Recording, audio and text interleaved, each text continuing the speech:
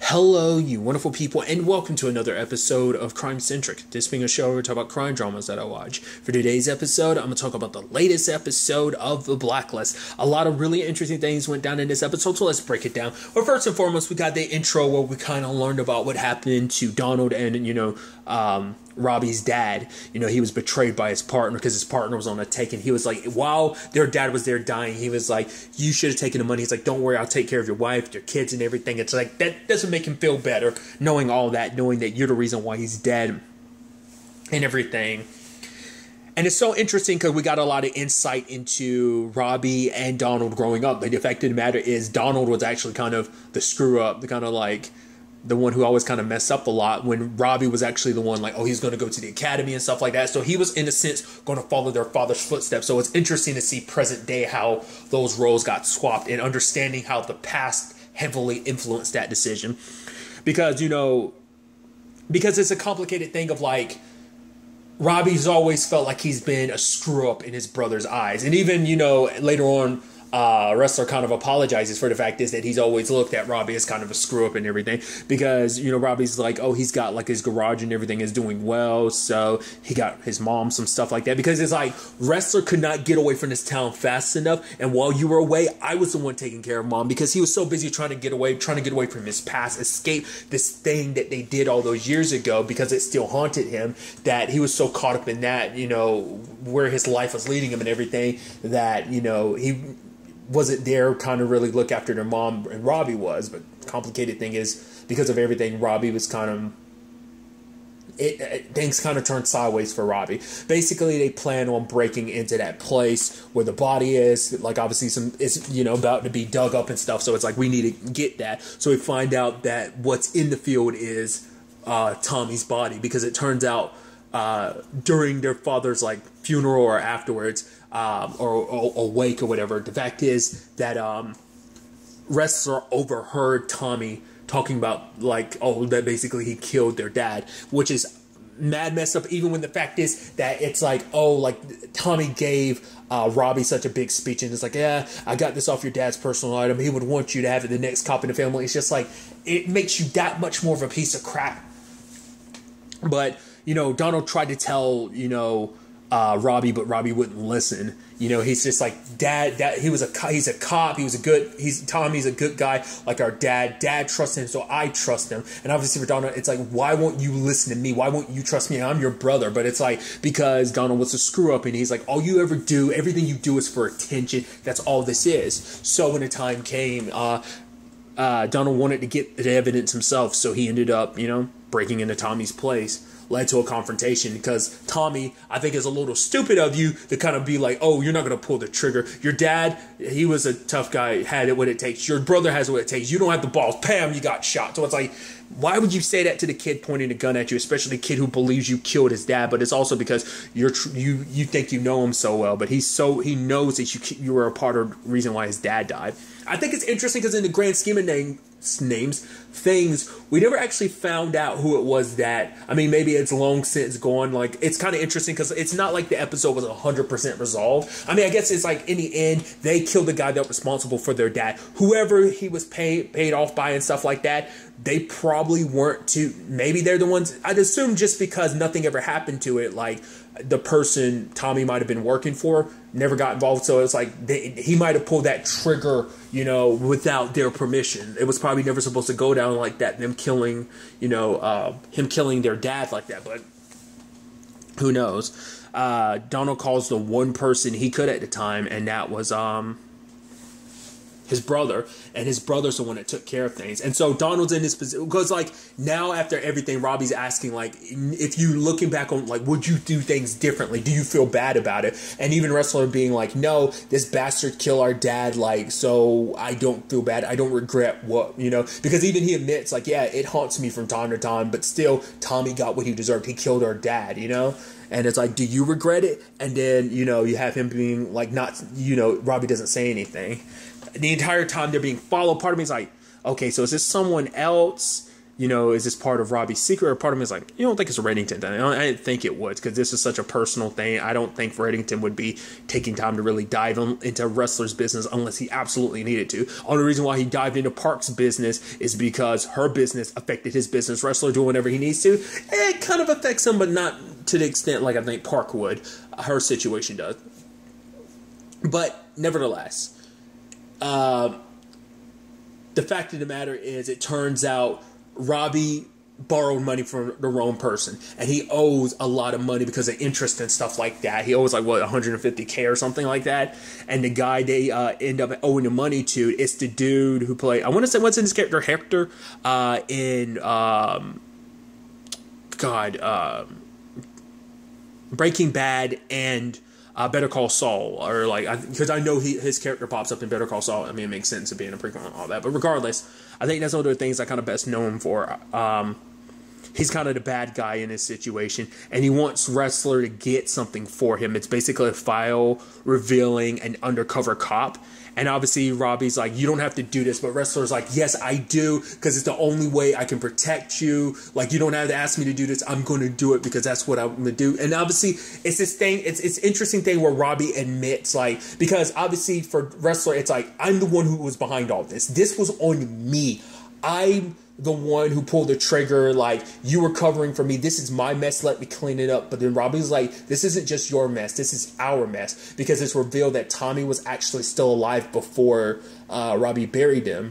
But Robbie, like, killed him. Because he was like, you killing me is not going to bring your dad back type of situation. But obviously it's like, for Robbie, he even talked about it in that one moment. It became super clear on what he needed to do, and it was protect his brother. Because if Tommy lived, he turned everything against, because for one, he'd either come after Donald himself, or like Donald would get arrested for attempted murder of a cop. So like, he did what he needed to do. So it's like, that's why for him, it's like, do you regret it? It's because at the end of the day, he doesn't, because it meant protecting his brother. And even Donald's like, why after all these years you never told me? Because he's like, for me, I was willing to carry that burden because I saw what it was doing to you. You were kind of like lost, and you found your way. You became a person you are in front of me right now. You became this cop that you are, a good person. Because of that, it changed you. And so I didn't want you to have to carry that burden, with all of that. Because him being the one that actually killed Tommy,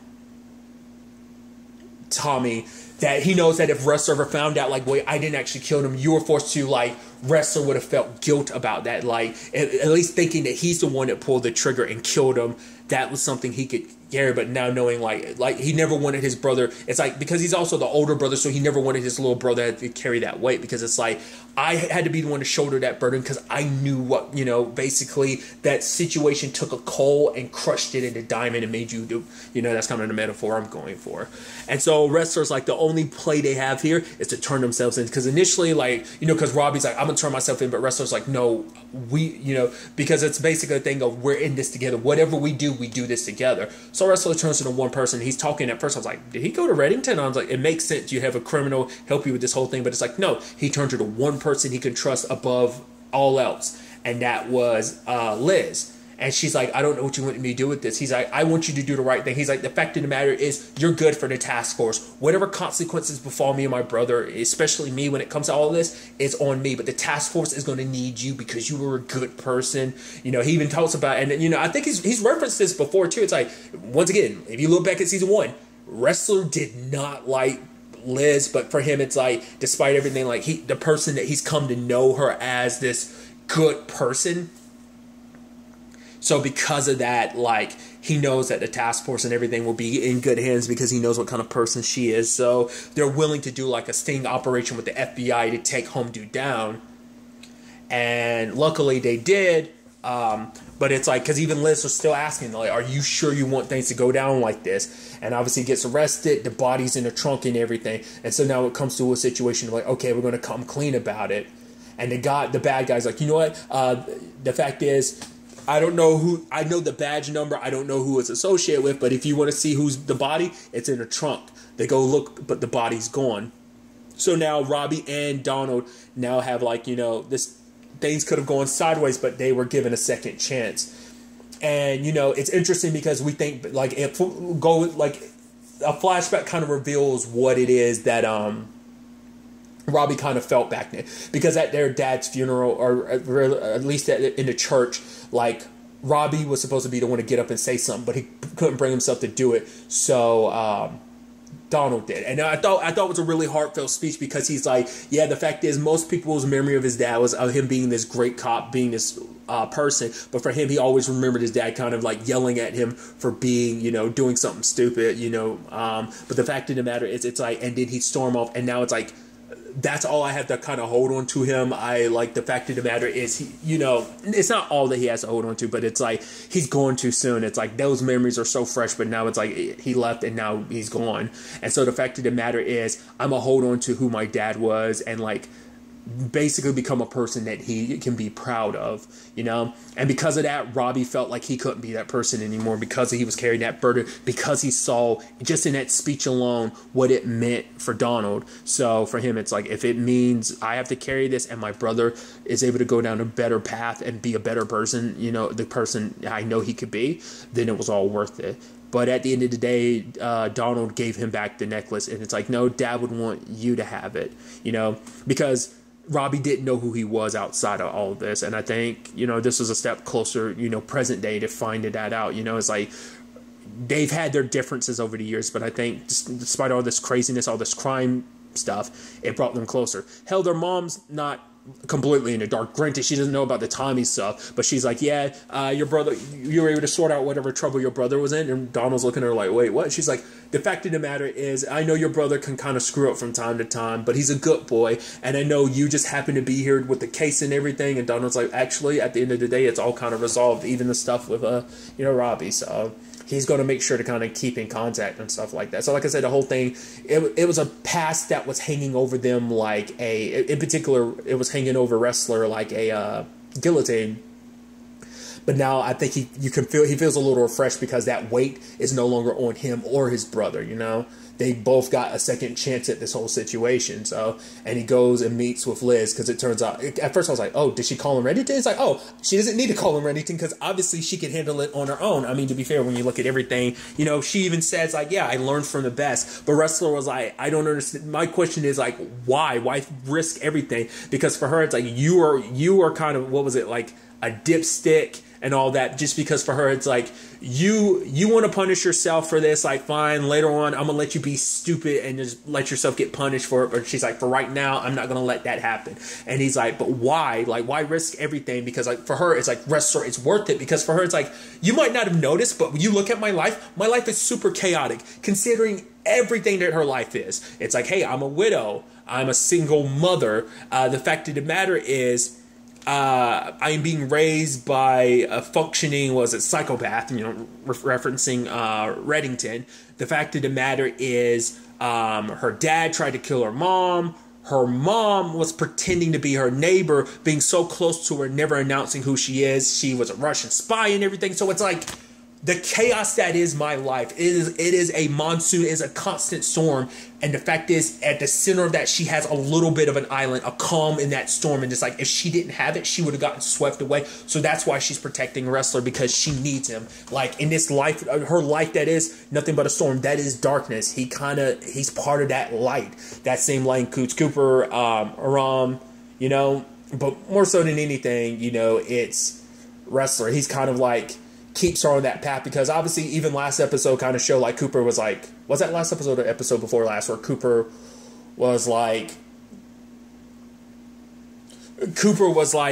you know, you have those dark tendencies. And I think Cooper saying that probably made her think about this even more when it came to this Wrestler thing. So it's like a mistake you made when you were a young kid, especially because we're considering he wasn't a good guy. But it's that thing, it's that slippery slope of like, yeah, you start making excuses more and more. Once again, we've seen it time and time again. She's taken after Reddington so much. It's so interesting. Despite him not being your biological dad, you've become so much like him. You've adopted so much of his personality. We've definitely seen that well before now, and it's always just been in instances and stuff like that. But I think with every step, with every episode, with every step, it just feels like it becomes more and more apparent that the lines separating, you know, her from totally becoming him is blurred, you know, which is crazy because even Reddington has his code, and obviously Liz has her code, Wrestler has his code, but I like the fact is that he hugs her and he's like, I'm not going anywhere, you don't have to worry about that because I'm always going to be by your side.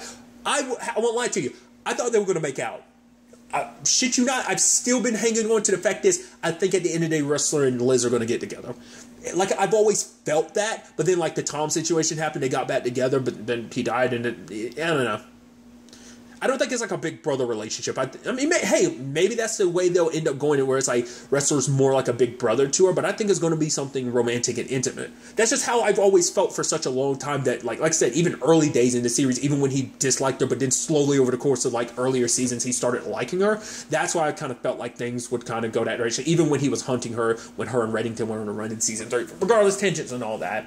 It's a very interesting development. Not only for Wrestler's story, you know, with his family situation, but also a stronger bond being created, an even stronger bond being created between Liz and Wrestler, you know. I mean, hell, he's literally the only person she's confided in everything, like every step of this whole, you know, investigation that she's been a part of. Hell, he kind of confided in her everything about Katarina and stuff like that last season that he was looking into and stuff like that, eventually. But she lets him know us every step of the way, stuff that she hasn't even told Cooper and Aram yet. So it's like, it just all in itself speaks volumes. So I'm very interested to ultimately see where all this ends up taking us going forward into the next episode. But really, that's all I want to talk about. Until the next time we meet, be happy, be safe, live life to the fullest, and enjoy it.